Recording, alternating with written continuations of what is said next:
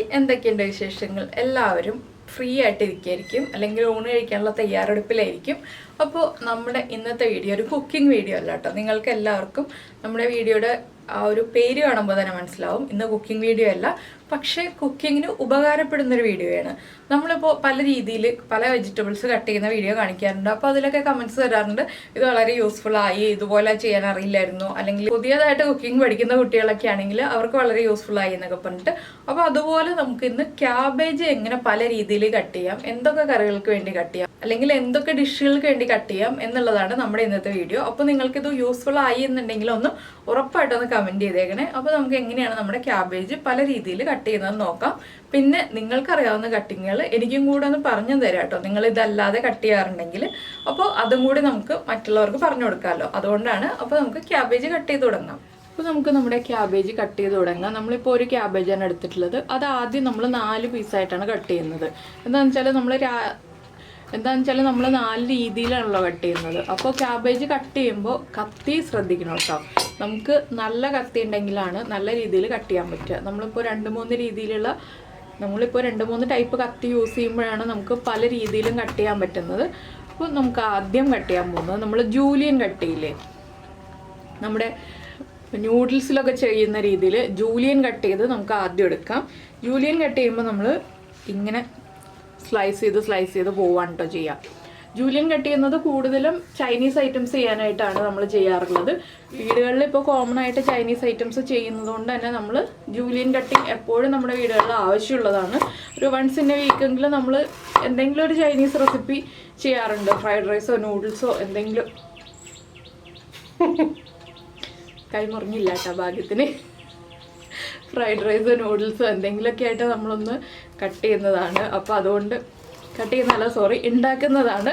അപ്പോൾ അതുകൊണ്ട് നമുക്ക് ഒരു ജൂലിയൻ കട്ടിങ് അത്യാവശ്യമാണ്. ക്യാരറ്റ് ആയാലും ക്യാബേജ് ആയാലും നമ്മുടെ ബാക്കിയുള്ള വെജിറ്റബിൾസ്, നമ്മളിപ്പോൾ ചൈനീസ് ഐറ്റംസിൽ ചേർക്കുന്ന വെജിറ്റബിൾസ് ഉണ്ടല്ലോ, മെയിനായിട്ട് ക്യാരറ്റും ക്യാബേജും ആണ് ജൂലിയൻ കട്ടിങ്ങിൽ വരുന്നത്. പിന്നെ ഇത് തന്നെ നമുക്ക് മെഴുക്കുരുട്ടി ഉണ്ടാക്കാം കേട്ടോ. അത് നിങ്ങൾ ട്രൈ ചെയ്തിട്ടില്ലെങ്കിൽ ഞാൻ ഇതിൻ്റെ ഒരു റെസിപ്പി ചെയ്തിട്ടുണ്ട്. ഈ രീതിയിൽ കട്ട് ചെയ്തിട്ട് ക്യാബേജ് മെഴുക്കുരുട്ടി ഉണ്ടാക്കുന്ന രീതി, അത് നല്ല ടേസ്റ്റാണ്. അപ്പോൾ നിങ്ങൾ ഇതുപോലെ കട്ട് ചെയ്തിട്ട് ക്യാബേജ് മെഴുക്കുരുട്ടി ഉണ്ടാക്കിക്കോളൂ. അതുപോലെ തന്നെ ചൈനീസ് ഐറ്റംസ് ഉണ്ടാക്കിക്കോളൂ. ഇപ്പോൾ കണ്ടോ, നമ്മളിതാ നല്ല തിന്നായിട്ട് നീളത്തിൽ കട്ട് ചെയ്തെടുത്തിട്ടുണ്ട്. ഇതാണ് ജൂലിയൻ കട്ടിങ്. ജൂലിയൻ കട്ടിങ് എല്ലാവർക്കും അറിയാവുന്ന കാര്യമാണ്. പിന്നെ ഞാനിത് ജസ്റ്റ് പറഞ്ഞു എന്നേ ഉള്ളൂ, നമ്മുടെ കട്ടിങ്ങിൻ്റെ രീതി എന്നുള്ളത് പറഞ്ഞു എന്നേ ഉള്ളൂ. അപ്പോൾ ഇതുപോലെ തന്നെ കട്ട് ചെയ്ത് ഇതിലും ഒരു പൊടിക്കും കൂടി തിക്നെസ് കൂട്ടിയിട്ട് കട്ട് ചെയ്തിട്ട് മെഴുക്കുരട്ടി ഉണ്ടാക്കുകയാണെങ്കിൽ നല്ല ടേസ്റ്റാണ്. അപ്പോൾ ഈ ഒരു കട്ടിങ് കഴിഞ്ഞു, നമുക്കിത് മാറ്റി വയ്ക്കാം. ഇതിങ്ങനെ നമ്മുടെ നൂഡിൽസിൻ്റെ അതേ തിക്നെസ്സിലൊക്കെ കിടക്കുന്ന കാണുമ്പോൾ തന്നെ നല്ല ഭംഗിയല്ലേ. ക്യാബേജ് കട്ട് ചെയ്ത് വെച്ചിരിക്കുന്നത് കാണാൻ തന്നെ നല്ല ഭംഗിയാണ്. പിന്നെ നൂഡിൽസിലൊക്കെ കിടക്കുമ്പോൾ ആ ഒരു പ്രത്യേക ഭംഗിയാണ് അത് കാണാനും. അതുപോലെ തന്നെ ഓവർ കുക്ക് ചെയ്യാതെ കഴിക്കാനെങ്കിലും നല്ല ടേസ്റ്റാണ്. പിന്നെ നമുക്ക് സാലഡിനും ഇതുപോലെ തന്നെ കട്ട് ചെയ്യാം കേട്ടോ. ഈ ഒരു രീതിയിൽ തന്നെ നമുക്ക് ക്യാബേജ് കൊണ്ട് സാലഡ് ഉണ്ടാക്കുമ്പോൾ, നമ്മൾ ക്യാബേജ് കൊണ്ട് സാലഡ് ഉണ്ടാക്കുമ്പോൾ എന്ന് മാത്രമല്ല മറ്റുള്ള സാലഡുകൾ, വെജ് സാലഡ് ഉണ്ടാക്കുമ്പോൾ ക്യാബേജ് ചേർക്കുന്നുണ്ടെങ്കിൽ ഇതുപോലെ കട്ട് ചെയ്യാം.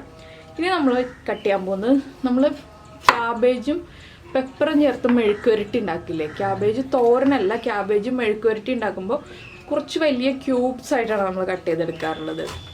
പെർഫെക്റ്റ് ക്യൂബായിട്ട് ക്യാബേജ് കിട്ടില്ല, പക്ഷെ ഇതുപോലെ നമ്മൾ കട്ട് ചെയ്തെടുക്കുകയാണെങ്കിൽ ഏകദേശം 1 ഇഞ്ച് 3/4 ഇഞ്ച് ഏകദേശം ഒരു 1 ഇഞ്ച് 3/4 ഇഞ്ച് സ്ക്വയർ ആവുന്ന രീതിയിൽ നമ്മൾ കട്ട് ചെയ്തെടുക്കും. അത് ക്യാബേജ് പെപ്പർ മെഴുക്കുരട്ടിക്ക് ഇതാണ് ടേസ്റ്റ്, ഈ രീതിയിൽ കട്ട് ചെയ്തിട്ടുണ്ടെങ്കിൽ. അപ്പോൾ നിങ്ങൾ ഈ രീതിയിൽ കട്ട് ചെയ്തിട്ട് ക്യാബേജ് പെപ്പർ മെഴുക്കുരട്ടി ഉണ്ടാക്കിയിട്ടില്ലെങ്കിൽ ഉറപ്പായിട്ടും ട്രൈ ചെയ്ത് നോക്കിക്കോളൂ, നന്നായിട്ട് ഇഷ്ടപ്പെടും. അത് പ്രത്യേക ഒരു ടേസ്റ്റാണ് കേട്ടോ. അതിന് ഇതുപോലെ തന്നെ കട്ട് ചെയ്യണം. നമ്മൾ ചെറുതായിട്ട് ക്യാബേജ് കട്ട് ചെയ്തിട്ടുണ്ടെങ്കിൽ ആ ക്യാബേജ് പെപ്പർ മെഴുക്കുരട്ടിക്ക് ടേസ്റ്റ് വരില്ല. ക്യാബേജിൻ്റെ അടിഭാഗത്തുള്ള തണ്ട് മാറ്റാം. പിന്നെ ഇതുപോലെ നമ്മളിങ്ങനെ പെറ്റൽസായിട്ട് അടർത്തിയെടുക്കുക. അപ്പോൾ നമ്മുടെ ക്യാബേജ് മെഴുക്കുരട്ടിയുടെ കറക്റ്റ് ടേസ്റ്റ് നമുക്ക് അറിയാൻ പറ്റും. ഇതുകൊണ്ട് ഇതൊക്കെ നല്ല കറക്റ്റ് സ്ക്വയറായിട്ട് വന്നിട്ടുണ്ട്. സ്ക്വയറായിട്ട് വരണമെന്നൊന്നുമില്ല കേട്ടോ, പക്ഷേ സ്ക്വയറായിട്ട് വരികയാണെങ്കിൽ കാണാൻ കുറച്ചുകൂടി ഭംഗി ഉണ്ടാവും. അതുപോലെ തന്നെ നമുക്ക് കാണാൻ ഭംഗിയുള്ള റെസിപ്പികൾ കഴിക്കാൻ ടേസ്റ്റും കൂടുതലായിട്ട് തോന്നും. അപ്പോൾ ഇത് നമുക്കിനി മാറ്റി വയ്ക്കാം. ഇനി നമ്മളിപ്പോൾ നമ്മുടെ ക്യാബേജിനെ വീണ്ടും ഞാൻ കുറച്ചതാ ഇവിടെ ക്യാബേജ് കട്ട് ചെയ്യണത് കാണാൻ ഭംഗി ഉണ്ടായില്ല. ഇനി നമ്മൾ വീണ്ടും ബാക്കിയിരിക്കുന്ന ക്യാബേജിനെ ഒന്നുകൂടി 2 പീസാക്കി എടുക്കുകയാണ്. അപ്പോൾ നമ്മൾ ഫ്രൈഡ് റൈസിന് കട്ട് ചെയ്യാൻ പോവുകയാണ്. ഇനി ഫ്രൈഡ് റൈസിൽ എപ്പോഴും നമ്മൾ ചേർക്കുന്നത് എല്ലാം ചെറിയ ക്യൂബ്സ് ആയിട്ടാണ്. നമ്മുടെ നൂഡിൽസിലാണ് നമ്മൾ നീളത്തിൽ കട്ട് ചെയ്ത് ചേർക്കുക. അപ്പോൾ ചെറിയ ക്യൂബ്സ് ആയിട്ട് നമുക്ക് എങ്ങനെ ക്യാബേജ് കട്ട് ചെയ്യാമെന്ന് വെച്ചിട്ടുണ്ടെങ്കിൽ ആദ്യം നമ്മൾ നീളത്തിലൊന്ന് ക്യാബേജ് കട്ട് ചെയ്തെടുക്കുക. നമ്മുടെ ജൂലിയൻ കട്ടിങ്ങിൻ്റെ മോഡലല്ല, നീളത്തിൽ ക്യാബേജിന് ചെറിയ ചെറിയ സ്ട്രിപ്സ് ആയിട്ട് കട്ട് ചെയ്തിട്ട് അതാണ് നമ്മൾ ചെറുതായിട്ട് ക്യൂബ്സ് ആക്കി എടുക്കുന്നത്. നമ്മളിപ്പോൾ സവോളയൊക്കെ ചോപ്പ് ചെയ്തെടുക്കില്ലേ, അതുപോലത്തെ ഒരു രീതിയിലാണ് നമ്മുടെ ഫ്രൈഡ് റൈസിന് വേണ്ടി കട്ട് ചെയ്യേണ്ടത്. ഇപ്പോൾ കണ്ടോ, ചെറുതായിട്ട് നമ്മൾ ചോപ്പ് ചെയ്തെടുക്കുന്ന പോലെ തന്നെ കട്ടായി വന്നിട്ടുണ്ട്. ഈ രീതിയിൽ കട്ട് ചെയ്തിട്ടാണ് നമ്മൾ ഫ്രൈഡ് റൈസുകളെല്ലാം മിക്കവാറും എല്ലാവിധ ഫ്രൈഡ് റൈസുകളും ചെയ്യാറുള്ളത്. പിന്നെ ഇതൊന്നുമല്ലാതെ നിങ്ങൾ കട്ട് ചെയ്യുന്ന രീതികൾ, ക്യാബേജ് ഉപയോഗിച്ചുള്ള റെസിപ്പികൾക്ക് കട്ട് ചെയ്യുന്ന രീതികളൊക്കെ ഉണ്ടെങ്കിൽ അതൊന്ന് കമൻറ്റ് ചെയ്ത് തരണം കേട്ടോ. എന്താണെന്ന് വെച്ചാൽ നമ്മൾ പൊതുവേ കട്ട് ചെയ്യുന്ന രീതികളാണ് നമ്മൾ കാണിക്കുന്നത്. നമുക്ക് വീടുകളിൽ കോമൺ ആയിട്ട് ആവശ്യം വരുന്ന കട്ടിങ്ങുകളാണ് ഇതെല്ലാം. ഇത് കണ്ടോ, ചെറുതായിട്ട് കട്ട് ചെയ്തെടുത്തിട്ടുണ്ട് നമ്മൾ. പിന്നെ നമ്മുടെ ക്യാബേജ് തോരന് കട്ട് ചെയ്യുന്ന രീതിയുണ്ട്. പലരും ഗ്രേറ്റ് ചെയ്തെടുക്കായിരിക്കും ചെയ്യുന്നത്, അല്ലെങ്കിൽ ഇപ്പോൾ കത്തി ഉപയോഗിച്ച് ചരിച്ച് കട്ട് ചെയ്തെടുക്കുകയായിരിക്കും ചെയ്യുന്നത്, അല്ലെങ്കിൽ ഈ ജൂലിയൻ കട്ടിങ്ങിനേക്കാൾ കുറച്ചുകൂടി തിന്നായിട്ട് കട്ട് ചെയ്യുന്ന രീതിയായിരിക്കും ചെയ്യുന്നത്.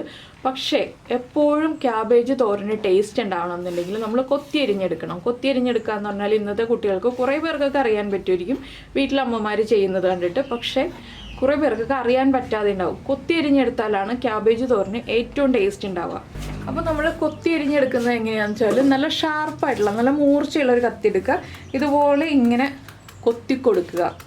ക്യാബേജിൻ്റെ മുകൾ ഭാഗത്ത് ഇതുപോലെ ഇങ്ങനെ കൊത്തി കൊടുക്കുക. ഒരു വലിയ മുറത്തിലോ അല്ലെങ്കിൽ വലിയൊരു പാത്രം വെച്ചിട്ടോ ചെയ്യാണ് ഇത് ഏറ്റവും എളുപ്പം കേട്ടോ. ഇതുപോലെ ഇങ്ങനെ കൊത്തി കൊത്തി തന്നെ കൊടുക്കുക. ഞാനിപ്പോൾ ക്രോസ് ആയിട്ടൊന്നും കട്ട് ചെയ്ത് കൊടുക്കുന്നില്ല, ഇതുപോലെ കൊത്തി കൊത്തി എടുക്കുകയാണ് ചെയ്യുന്നത്.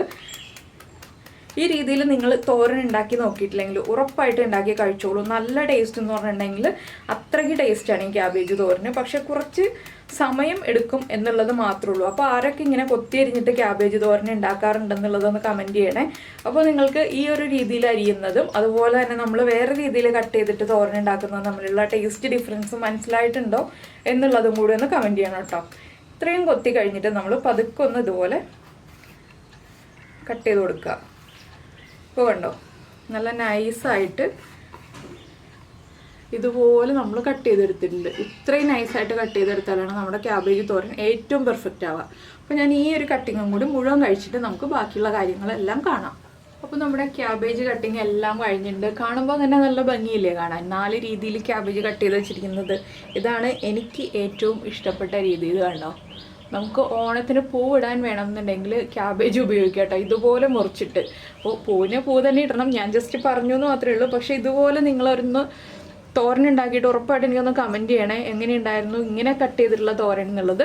അപ്പോൾ എല്ലാ രീതിയിലും ക്യാബേജ് കട്ട് ചെയ്തിട്ട് ഞാനിപ്പോൾ പറഞ്ഞ പല റെസിപ്പീസും നിങ്ങൾ ഉണ്ടാക്കി നോക്കുക. അതിൻ്റെയൊക്കെ ടേസ്റ്റ് എങ്ങനെയുണ്ടെന്ന് പറയൂ.